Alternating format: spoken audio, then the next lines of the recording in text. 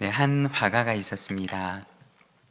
이 화가는 자신의 화폭에다가 깜깜한 밤을 담았습니다. 그리고 그 밤에 작은 배 한 척이 바다를 가로지르고 있었습니다. 이 바다에는 세찬 바람으로 인해서 풍랑이 치고 있었는데 배는 금방이라도 뒤집힐 듯이 위태롭게 보였습니다. 화가 난 사람처럼 경노하는 풍랑 속에서 파도는 삼킬 듯이 작은 배를 향해서 무섭게 달려듭니다. 그리고 항해를 하는 사람은 배 위에서 캄캄한 하늘을 바라보는데 밤하늘에 선명하게 빛나는 별 하나, 항해자들의 길을 인도하는 북극성을 바라봅니다. 이렇게 그림을 완성한 화가는 그 화폭의 제일 아래쪽에다가 작은 글귀 하나를 적어 놓는데, 내가 저 별을 잃어버린다면 나를 잃어버리게 되리라고 적어 놓습니다.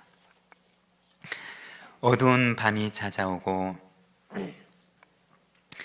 거센 바람으로 풍랑은 삼킬 듯이 작은 배를 위협하지만 항해자들의 길잡이가 되는 하늘에 반짝이는 북극성을 바라보며 항해자는 내가 저 별을 잃어버리지만 않으면 이 항해를 무사히 마칠 수 있으리라 고백합니다.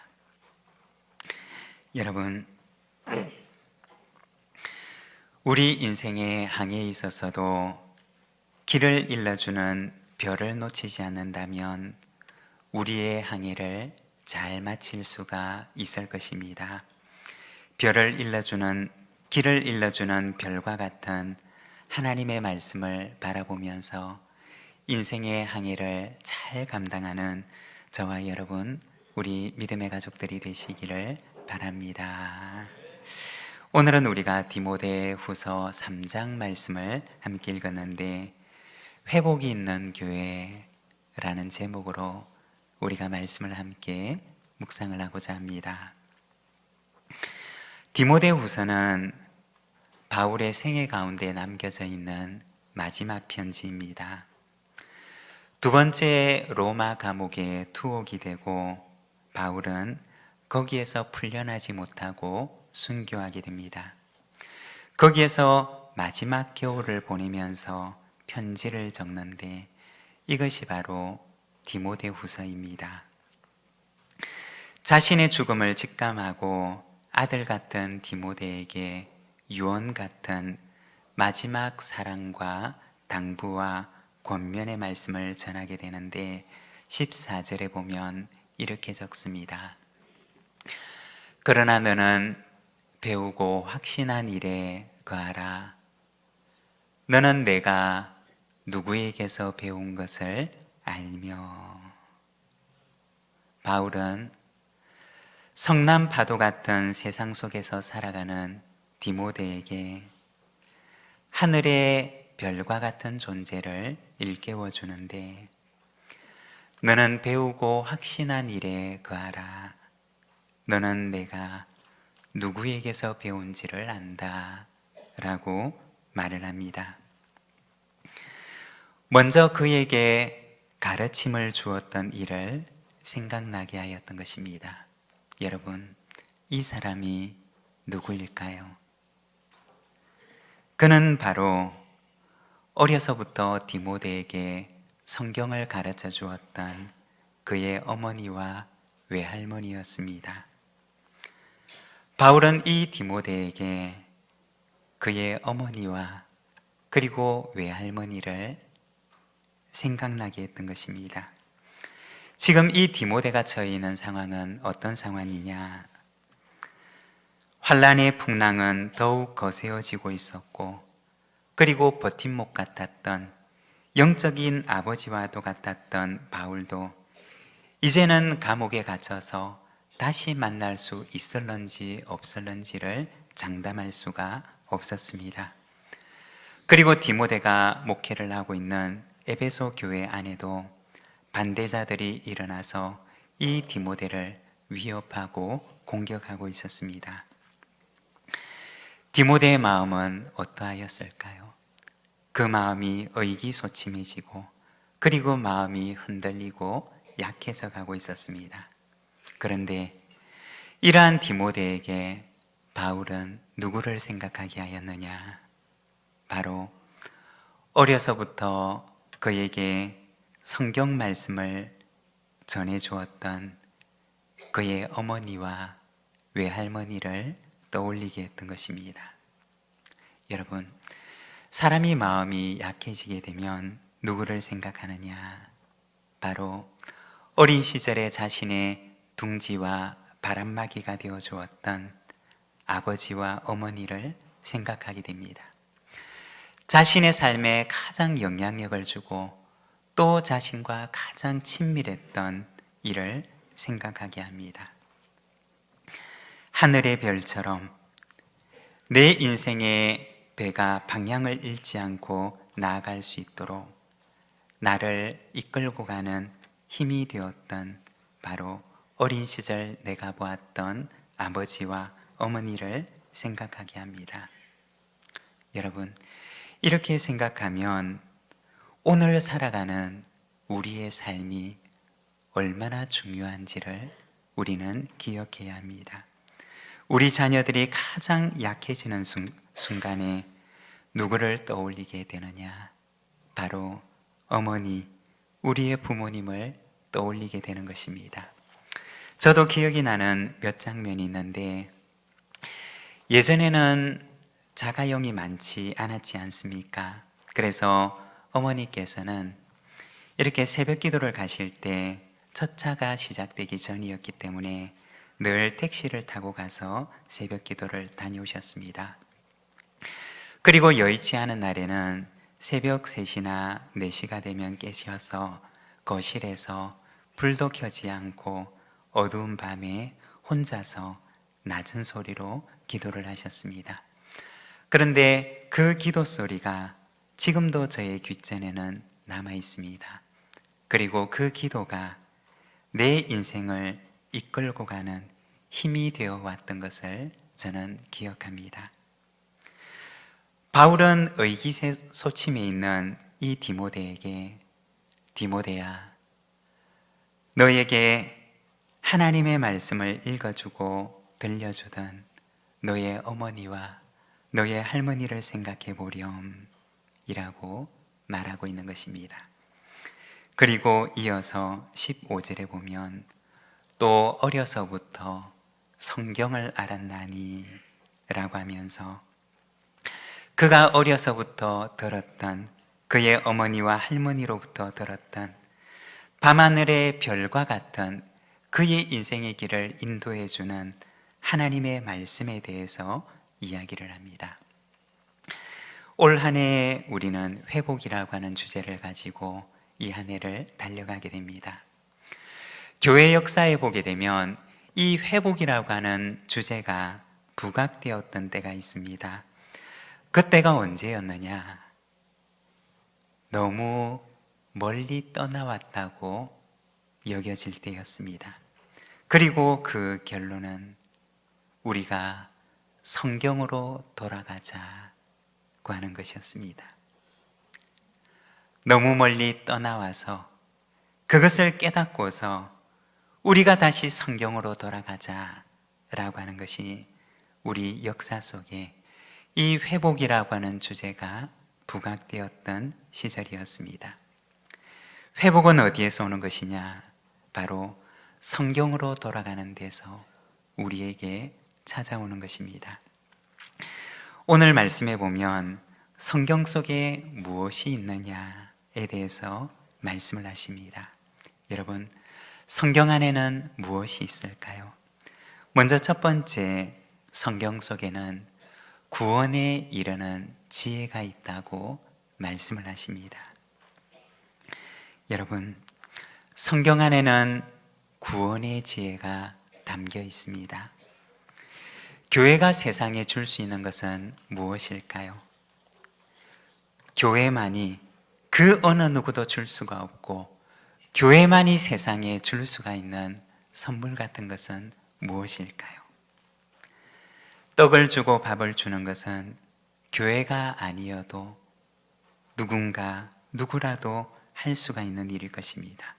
그런데 교회만이 할 수 있고 교회만이 줄 수 있는 것은 무엇일까요? 그것은 바로 예수 그리스도 안에 있는 구원인 것입니다. 이것은 아무도 흉내를 낼 수가 없고 아무도 이것을 전해줄 수가 없습니다. 성경의 탁월함은 무엇이냐? 성경이 세상의 그 어떤 책들보다도 더 소중한 이유는 무엇이냐?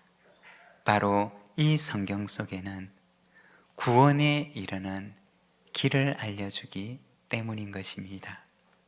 여러분, 우리가 어디 잠깐 길을 나선다 할지라도 분명한 목적지를 정하지 않습니까? 밥을 먹으러 가도 우리가 목적지를 정해놓고 가고, 또 장을 보러 가도 어디로 가야지 라고 생각하며 목적지를 정해놓습니다. 심지어는 우리가 산책을 할 때도 오늘은 내가 어디까지 갔다 와야지 라는 생각을 하고 목적지를 정하고 길을 나섭니다. 하물며 우리의 인생에도 이와 같은 목적지가 있지 않을까요? 하지만 이 세상의 그 어떤 책에도 우리의 인생이 어디에서 시작해서 어디로 가는 존재인지를 말해주지 않습니다. 그러나 오직 성경만이 우리의 인생이 어디에서 시작되었고 또 어디를 향해 가고 있는지를 말해주는 것입니다. 오늘 말씀에 보면 성경은 너로 하여금 예수 그리스도로 말미암는 구원에 이르는 지혜가 있게 하느니라고 말씀을 하십니다. 어떻게 성경 속에 그러한 이야기가 들어있을 수가 있느냐? 바로 하나님께서 우리를 지으신 분이시기 때문에 그런 것입니다. 우리를 지으신 분의 말씀이 바로 이 성경 속에 들어있기 때문입니다. 우리가 성경을 읽는 이유가 바로 여기에 있는 것입니다. 우리를 지으신 분의 말씀이 바로 이곳에 들어있기 때문인 것입니다. 여러분, 우리가 이 한 해 하나님의 말씀을 읽는 한 해가 되시기를 바랍니다. 우리가 오늘부터 시작해서 이제 이번 주부터 시작해서 교회에서 공동체 성경 읽기를 시작합니다. 작년에도 읽었고 재작년에도 읽었으니 올해는 한번 쉬어야지 라고 생각을 하지 마십시오. 여러분, 우리가 매일같이 하나님의 말씀을 우리의 곁에 둡시다. 우리가 성경에 보면 모세가 떠나가고 여호수아가 이제 약속의 땅에 홀로 남겨져 있을 때 하나님께서는 여호수아에게 이 율법의 말씀을 내 곁에 두고 이 말씀이 너의 입에서 떠나지 않도록 하라. 그리하면 내가 내가 어디로 가든지 너와 함께하리라고 약속하셨습니다. 여러분, 작년에 읽고 재작년에도 읽었지만 그러나 하나님의 말씀을 이 한 해도 내 곁에 두고 내 입에 두며 말씀과 함께 동행하기로 결심하는 한 해가 되시기를 바랍니다.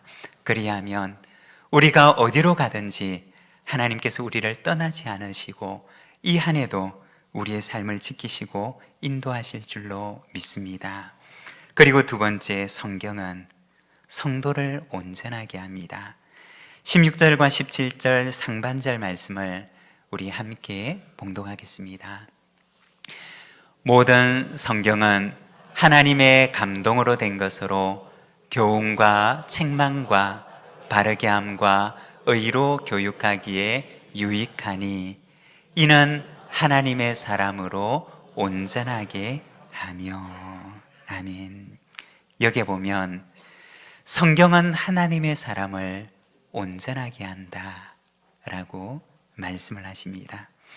이 온전하게 한다라고 하는 말을 찾아보면 이 말의 의미가 완전한 자질을 갖추다라는 뜻도 있고, 또 이 말 속에는 원상복구시키다 라는 의미가 있습니다.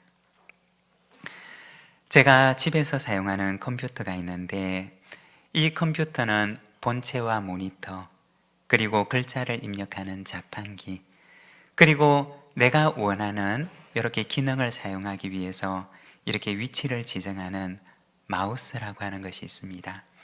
그런데 얼마 전부터 이 마우스에 문제가 생긴 것입니다. 마우스에는 버튼이 2개가 있는데, 오른쪽과 왼쪽 버튼이 있는데, 그런데 언젠가부터 이 오른쪽 버튼이 잘 작동하지를 않습니다. 그래서 그래도 왼쪽 버튼을 가장 많이 사용하기 때문에 사용은 하지만, 그러나 가끔씩은 이 오른쪽 버튼을 눌러서 사용해야 하는 그런 순간이 있습니다. 그런데 이 오른쪽 버튼이 클릭이 안 되니까 가끔 가다가 여러 가지 불편들을 느끼게 됩니다. 수리를 해야지 하면서도 아직도 수리를 못하고 있습니다. 온전하게 하다라고 하는 말의 의미 속에는 원상복구를 시키다 라는 뜻이 있습니다. 우리의 존재가 무엇과 같으냐? 마치 하나님께서 보실 때 고장난 마우스와 같다는 것입니다. 언제 어디에서 고장이 났는지는 모르지만, 그러나 고장이 난 이후부터는 사용하고자 하는 사람에게 여간 불편함을 끼치는 것이 아닌 것입니다. 하나님을 떠난 인생이 바로 그와 같은 것입니다. 하나님은 이렇게 사용을 하고 싶은데, 그런데 하나님의 뜻대로 사용할 수가 없는 것입니다. 온전하게 한다 라고 하는 말은 원래의 상태로 다시 회복시켜 놓는다 라는 것을 의미하는 것입니다. 그것을 사용하는 그 주인이 사용하고 싶은 대로 잘 사용할 수 있도록 원래의 모습으로 되돌려 놓는 것을 말하는 것입니다.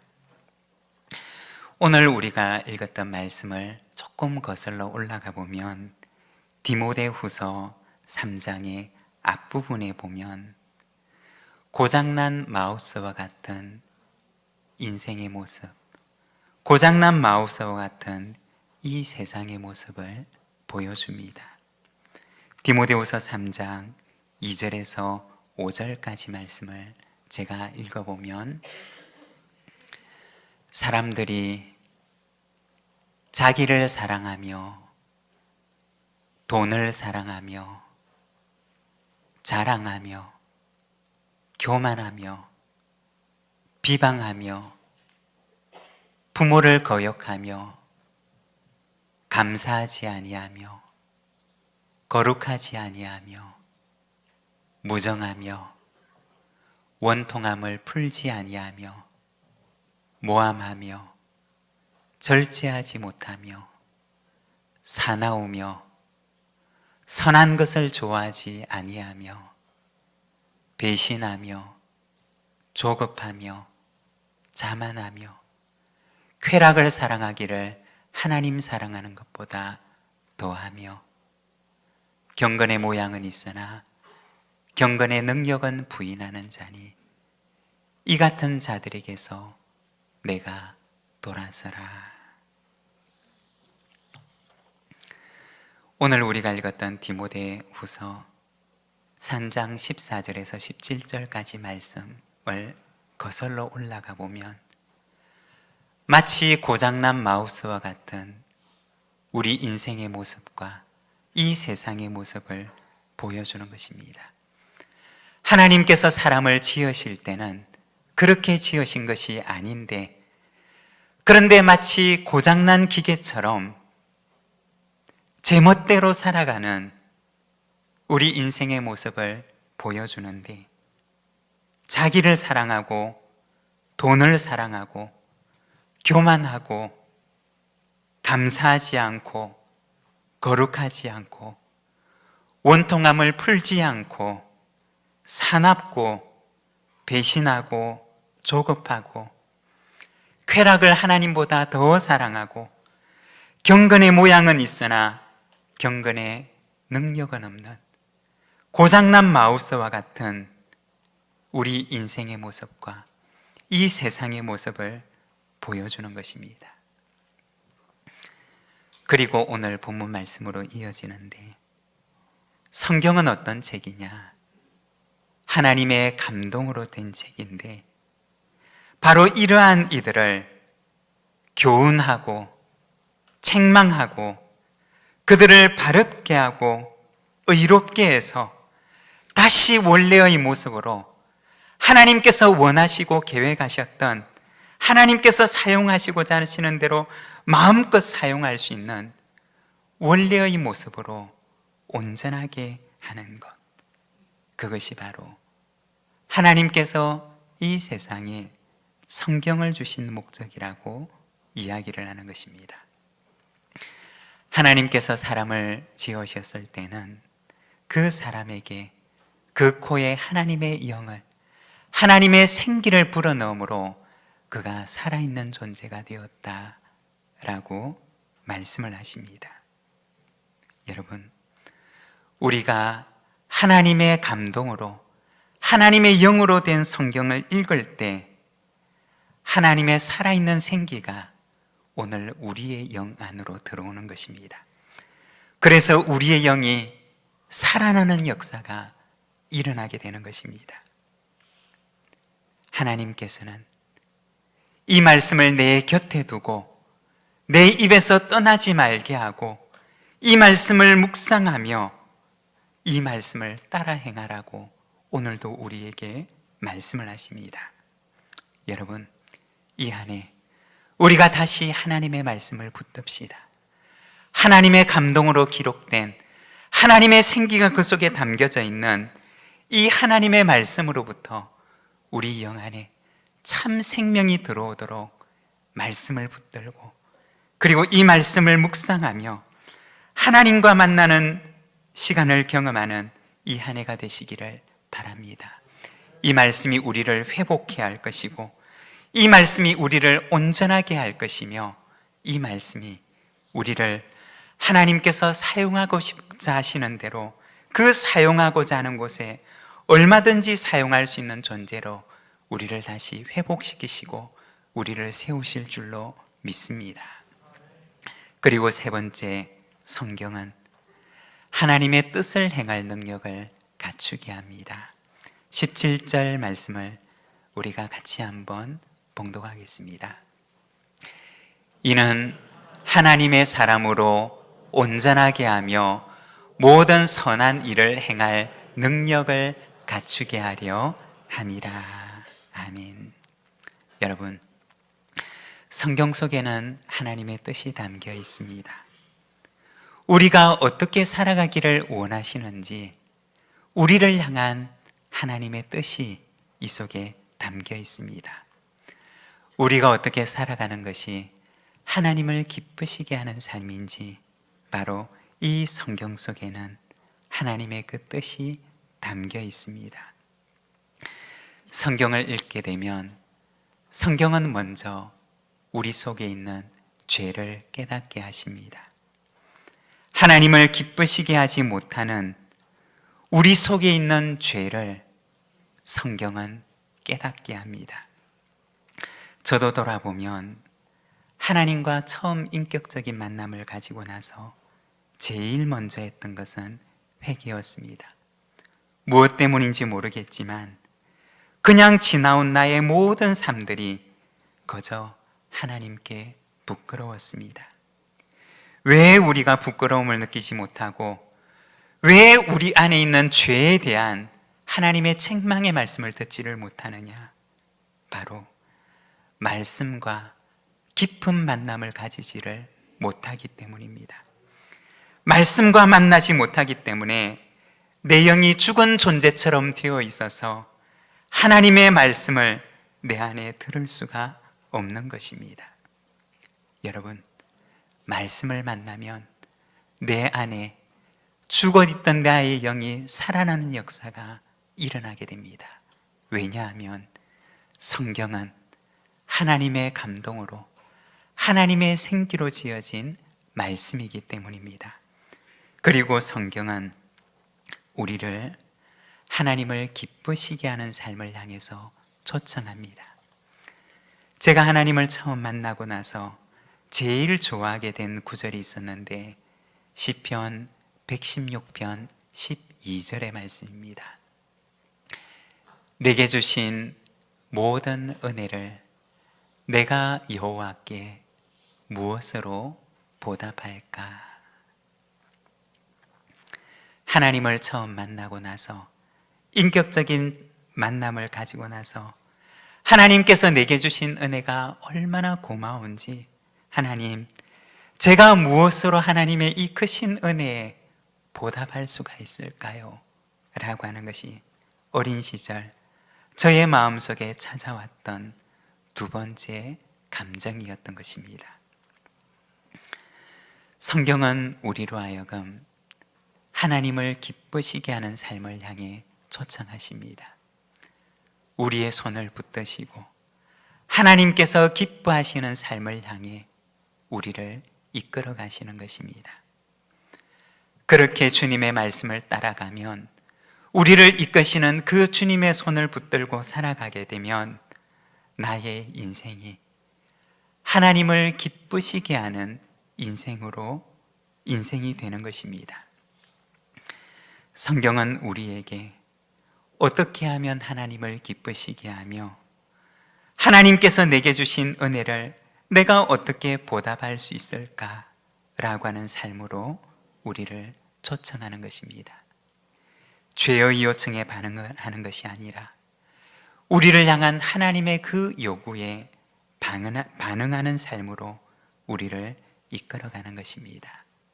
여러분, 성경은 하나님의 감동으로 된 책입니다. 그래서 성경을 읽게 되면 살아계신 그 하나님의 말씀이, 살아계신 그 하나님의 영이 우리 안에 들어와서 우리의 마음을 감동하게 하시고 또 우리 안에는 거룩한 소원을 주십니다.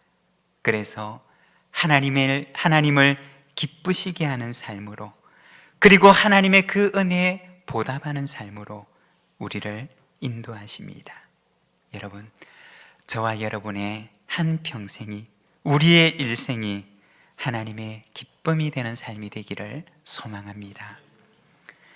칠흑같이 어둡고 거센 바람과 풍랑이 불어오는 세상 속에서도 눈을 들어서 우리의 인생의 길을 인도하시는 별 같은 하나님의 말씀을 바라봅시다. 그 말씀은 우리를 구원에 이르는 지혜가 있게 하시고, 그리고 우리를 다시 온전한 성도로 회복해 하실 줄로 믿습니다.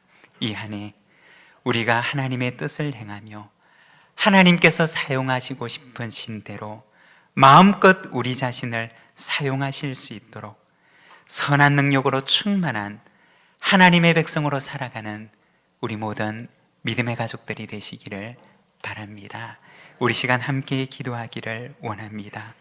이 한 해 우리가 하나님의 말씀을 붙들고, 별같은 주님의 말씀을 붙들고 구원에 이르는 그 지혜를 따라 살아가게 하시고, 또한 온전한 성도로 회복되어 하나님께서 마음껏 사용하시는 선한 능력에 하나님의 백성으로 살아가게 하여 주시옵소서.